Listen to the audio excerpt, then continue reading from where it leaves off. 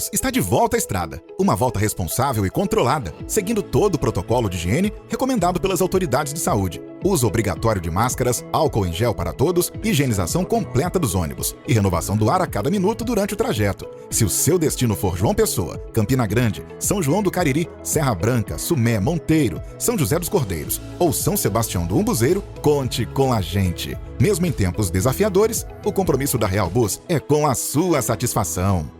Bom dia! Graças a Deus estamos iniciando mais um programa Opção para a Vida nessa manhã de quarta-feira, hoje 10 de março. Como os dias estão se passando velozmente. Hoje comemora-se o dia do telefone e você que hoje usa o celular com uma variedade de utilidades deve estar lembrado que antigamente o telefone, embora fosse um veículo de comunicação, mas na frente do que nós temos hoje, celular, com celular, você faz selfie, você faz o que deseja, você se comunica, você troca ideias através do YouTube, Instagram, Telegram, enfim. Hoje você sabe da importância que o celular tem de utilidade para todos nós. Então, nesse dia do telefone, nós estamos lembrando, fazendo uma ligeira análise de como era antigamente o sistema de telefonia. Como hoje a gente desfruta de tantas vantagens que há décadas não existiam. Dentro de mais alguns instantes estaremos ouvindo o copastor Júnior, copastor da Igreja do Calvário. Ele estará trazendo a primeira parte de uma mensagem que transmitiu em nossa igreja. E também você ainda terá a oportunidade de ouvir o cantor e pastor Luiz de Carvalho interpretando uma belíssima música para o seu elevo espiritual. Antes, desejamos fazer uma oração de gratidão por esse dia que Deus está acrescentando à nossa existência. Você já parou para agradecer pelo ar que respiramos? Quantos que estão agora dependendo de um respirador para poder sobreviver diante dessa doença que está aí? E você está respirando o fôlego da vida. Você está com saúde, então você tem motivo sobejo de agradecer a Deus pelo dom da vida, pela liberdade que ainda temos e pela saúde que Deus tem nos dado. Então convido você agora a curvar a sua fronte e juntos façamos uma oração. Pai, te louvamos agradecidos por este dia, pela liberdade que nós temos de poder ministrar a Tua palavra, as boas novas de salvação através deste programa que estamos levando ao ar diariamente, tanto no YouTube como também através da TV Master, canal 20. Abençoe os nossos mantenedores, para que eles continuem nos ajudando a manter este programa no ar. Não deixe, Senhor, esta chama se apagar, mas que nós possamos continuar com essa chama acesa, levando uma mensagem de esperança, de libertação, de santificação, de salvação e, sobretudo, de restauração. Eu te peço, portanto, nesse momento, a tua bênção sobre todos os nossos telespectadores e mantenedores, em nome de Jesus. Amém. Fiquemos antes com o cantor e pastor Luiz de Carvalho, interpretando essa belíssima música para o seu elevo espiritual. Glória a Deus!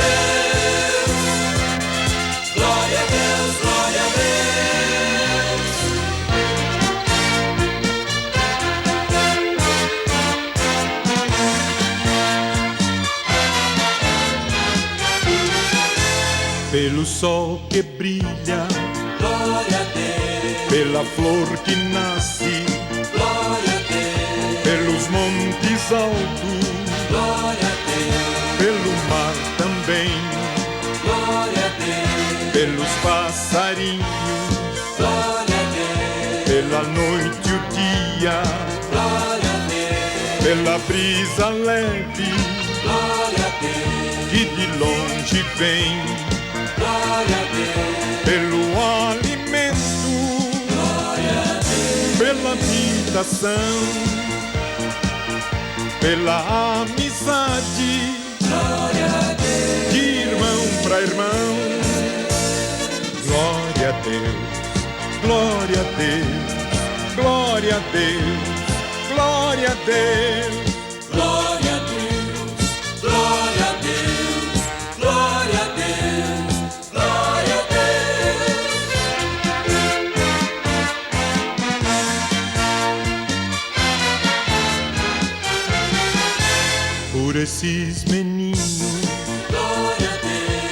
essas meninas, glória a Deus, pela juventude, glória a Deus, pelos anciões, glória a Deus, pela pátria salva, glória a Deus, pela liberdade glória a Deus, e pelos que vivem glória a Deus, em outras nações, glória a Deus, pela caridade glória a Deus, que alguém produz,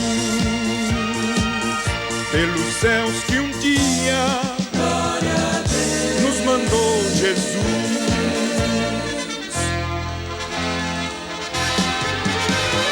Glória a Deus, glória a Deus, glória a Deus, glória a Deus, glória a Deus, glória a Deus, glória a Deus, glória a Deus, glória a Deus, glória a Deus, glória a Deus, glória a Deus.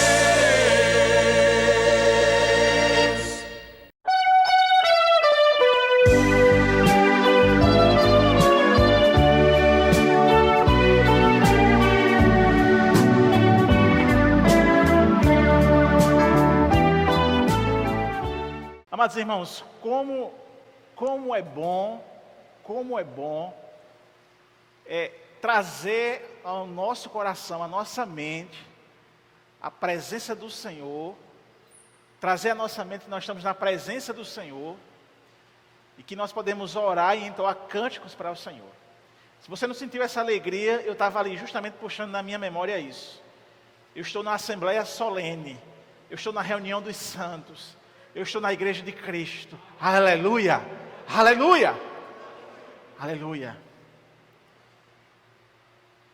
Isso teve um alto preço. O preço do seu sangue, muito mencionado aqui por Sidney. Então não vamos desperdiçar esse momento, irmãos. Vamos continuar cultuando ao Senhor. Amém? Amados irmãos, o Senhor Jesus, quando esteve aqui, quando habitou entre nós em carne, nós ouvimos muitas vezes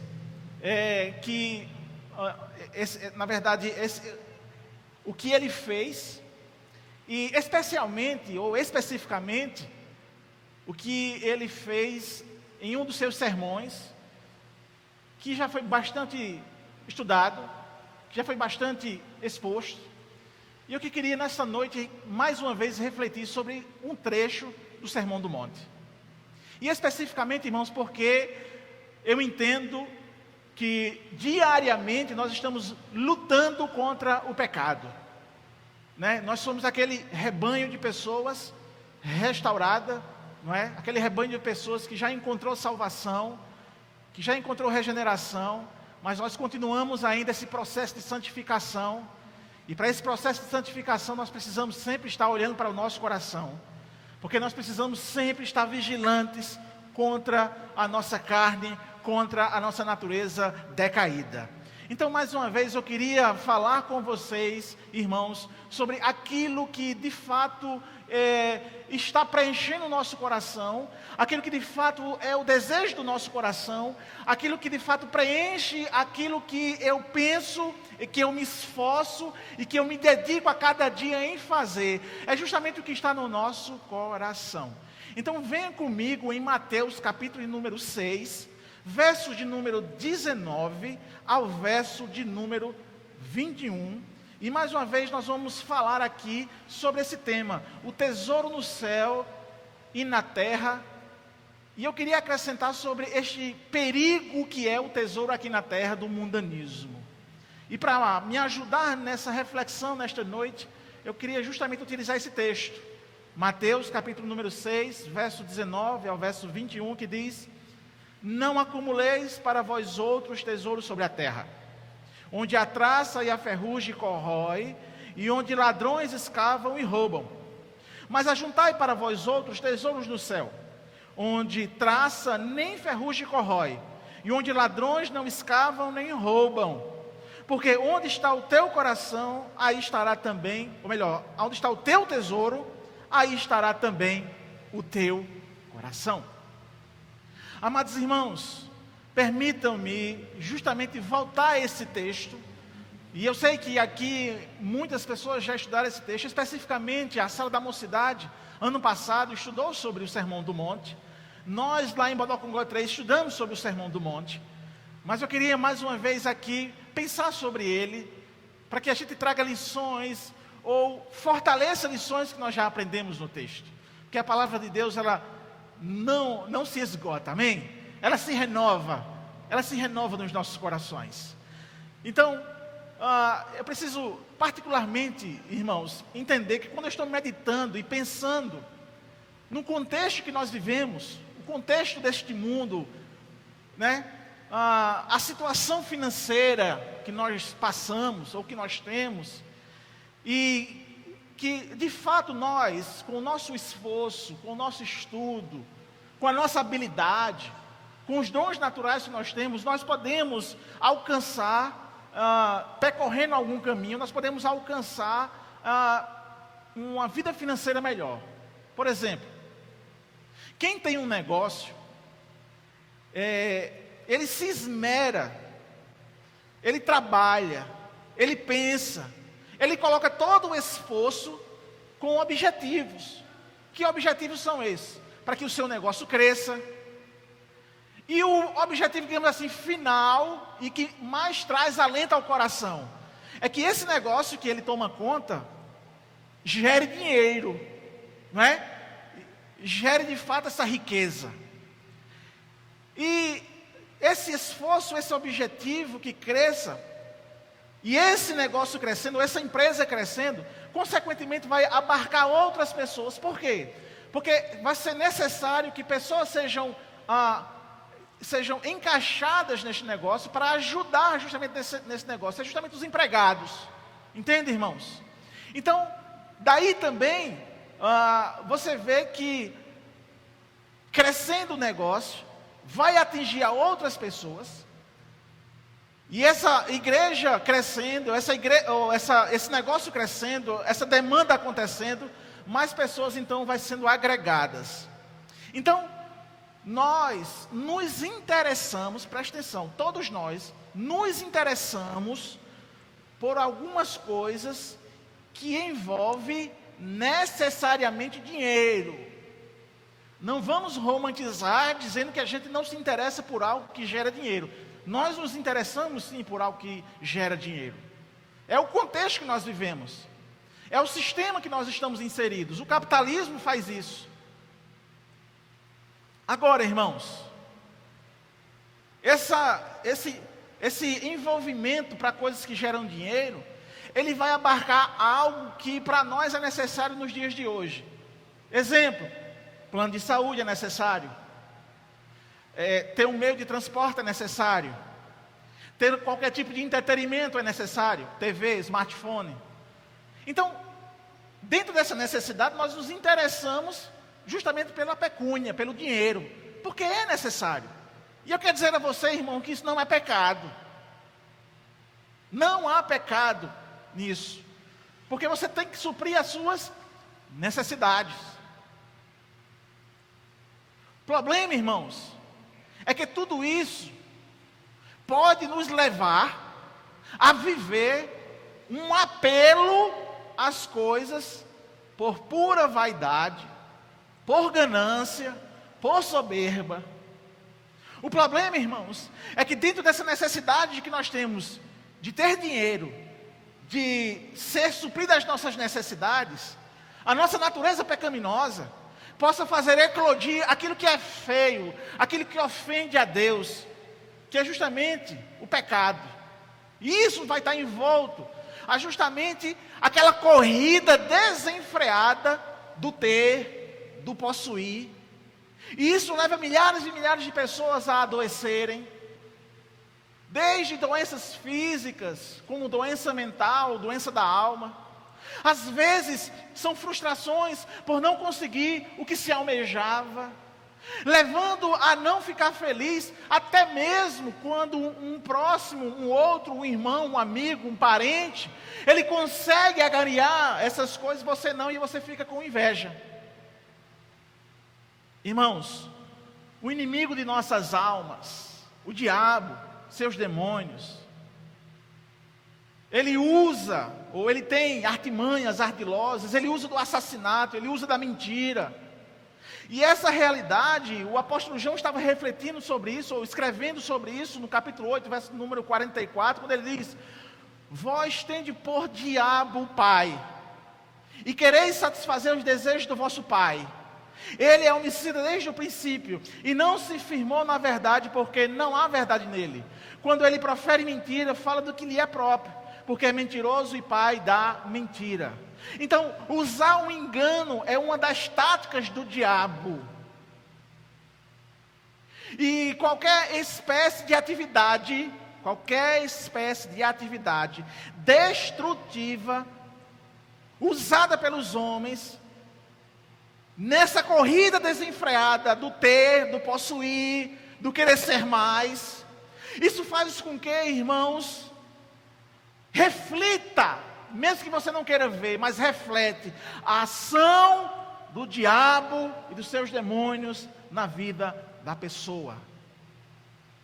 Paulo, escrevendo aos Coríntios, na sua segunda carta, capítulo número 4, verso 4, ele diz: nos quais o Deus desse século cegou o entendimento dos incrédulos, para que nele não resplandeça a luz do evangelho da glória de Cristo, que é a imagem de Deus.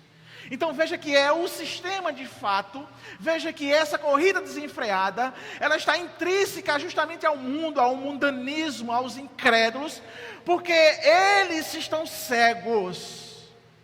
Mas por que então, pastor, refletir sobre isso, já que eu sou crente?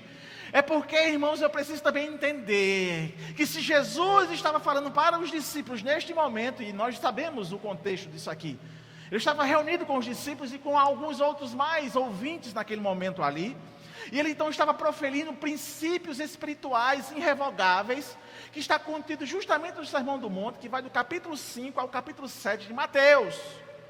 E esses princípios evocados, ele estava então dizendo para a igreja. Então é por isso que nós precisamos repensar sobre o nosso coração, sobre os nossos interesses, sobre aquilo que nós nos esforçamos para fazer e alcançar. Então, irmãos, outra coisa que eu preciso entender: eu não posso negar, há uma tendência na natureza humana pecaminosa de se afastar de Deus, de quebrar o relacionamento com Ele.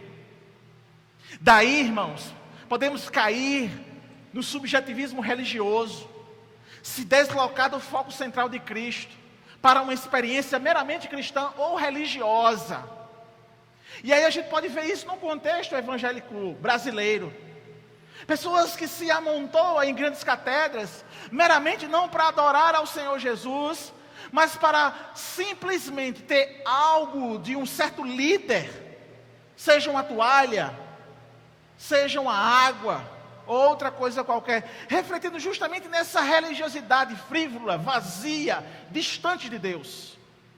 O objetivo, na verdade, é solucionar o seu problema financeiro, e não o problema da sua alma. Então precisamos entender que o grande segredo da vida é viver como filho de Deus. Ele é o nosso Pai. Amém? Ele é nosso papai. Então tomemos a palavra de Cristo como alerta para a mudança de vida. E aí no verso 19, diz assim: não acumuleis para vós outros tesouros sobre a terra, onde a traça e a ferrugem corrói, onde ladrões escavam e roubam.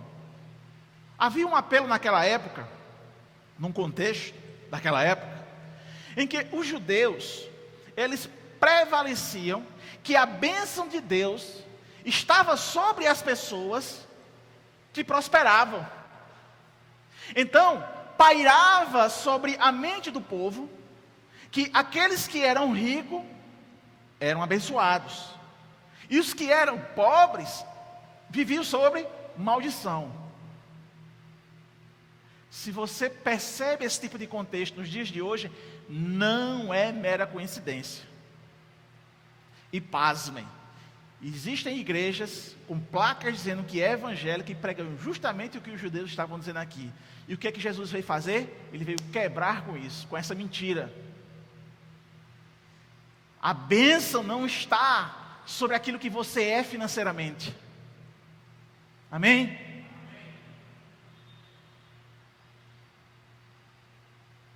Então, irmãos, esse ensino judaico errôneo, esquisito, e que segregava milhares e milhares de pessoas que não tinham condições, levando com que apenas a elite fosse as abençoadas e a pobreza, os pobres fossem relegados, amaldiçoados. Jesus vem quebrando justamente com isso, porque ele então se mostra como essa pessoa que não tinha onde reclinar a sua cabeça. Ele veio então como esse exemplo máximo, maior, para dizer que isso é mentira, que a bênção verdadeira não está no status social, mas sim no status espiritual. Glória a Deus! Aleluia! Aleluia! Irmãos, eu entendo aqui que aquilo que os judeus desenvolviam naquele momento como religiosidade, e aquilo que equivocadamente, algumas religiões ou algumas igrejas, elas podem estar proferindo isso, algumas teologias estão proferindo isso, eu entendo que isso é uma fé secularizada, é uma fé humana, é uma fé caída, é uma fé que está levando milhares e milhares de pessoas a pensar em si mesma, em detrimento da vontade de Deus. E então isso desemboca justamente numa prática que desabona de fato a vontade de Deus, que faz com que caracterize esta pessoa apenas em querer ser relevante, em ter sucesso, em ter aplausos. Pense comigo, irmãos, isso não é uma fé cristã genuína. Isso de fato é uma fé secularizada de um apelo de uma sociedade totalmente capitalista, totalmente atrás do ter e do possuir. Está entendendo, irmãos, o que eu quero dizer? Jesus já estava dizendo isso para aqueles discípulos, para que eles tivessem cuidado com aquilo que ele colocava todo o seu esforço, toda a sua energia, toda a sua intelectualidade, para ter, para o possuir, e assim pensar que estava com a bênção de Deus.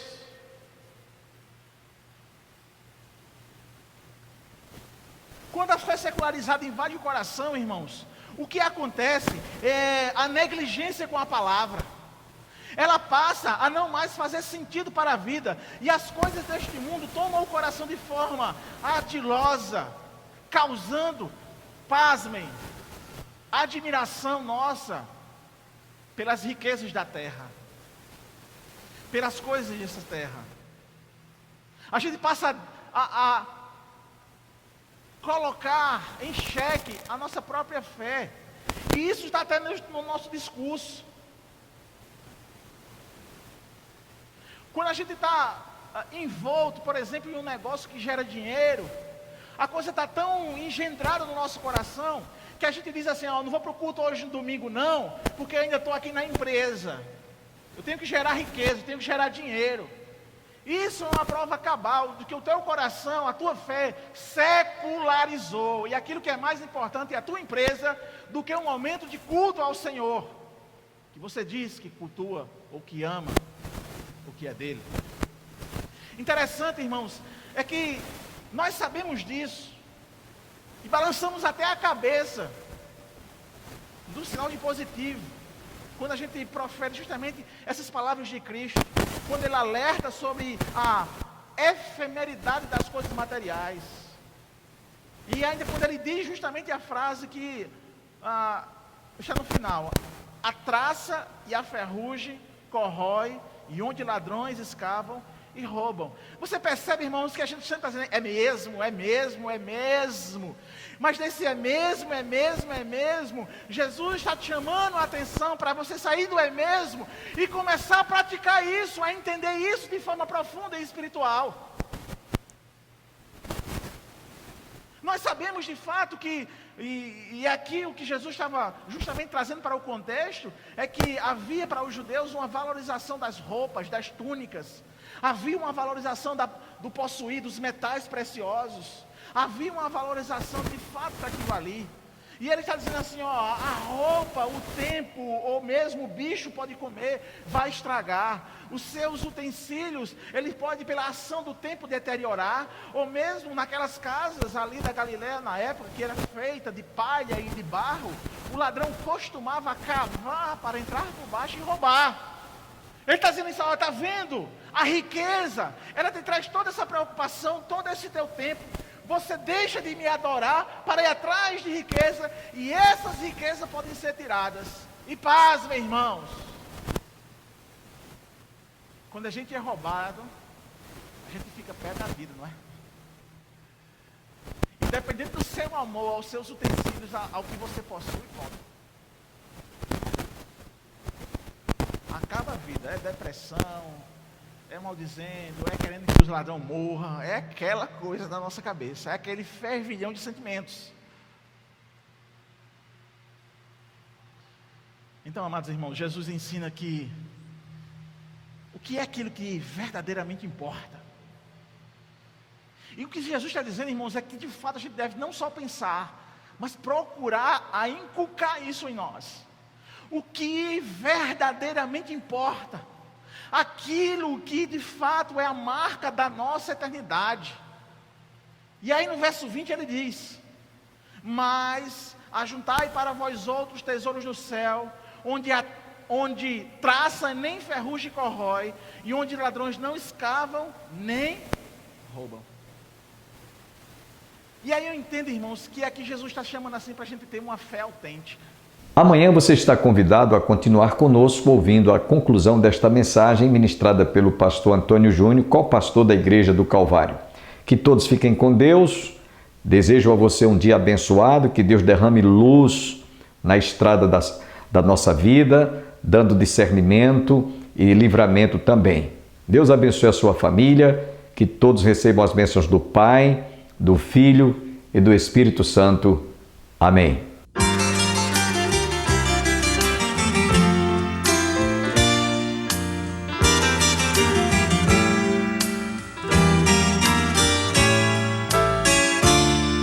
Nas noites silenciosas, no perfume de rosas, eu vejo teu poder, Senhor. No céu estrelado, no dia ensolarado, eu vejo teu poder, Senhor. Na expressão da verdade, na forma de humildade, eu vejo teu poder, Senhor. No alívio da dor e num gesto de amor, eu vejo teu poder, Senhor. Eu vejo teu poder, Senhor. Eu vejo teu poder, Senhor. Na ave a voar, no bramido do mar, eu vejo teu poder, Senhor.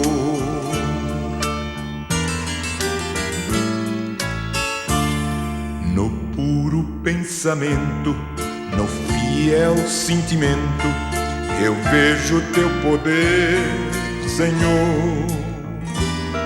Na chuva a cair, na criança a sorrir, eu vejo teu poder, Senhor. Eu vejo teu poder, Senhor.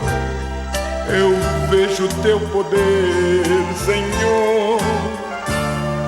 Na ave a voar, no bramido do mar, eu vejo teu poder, Senhor.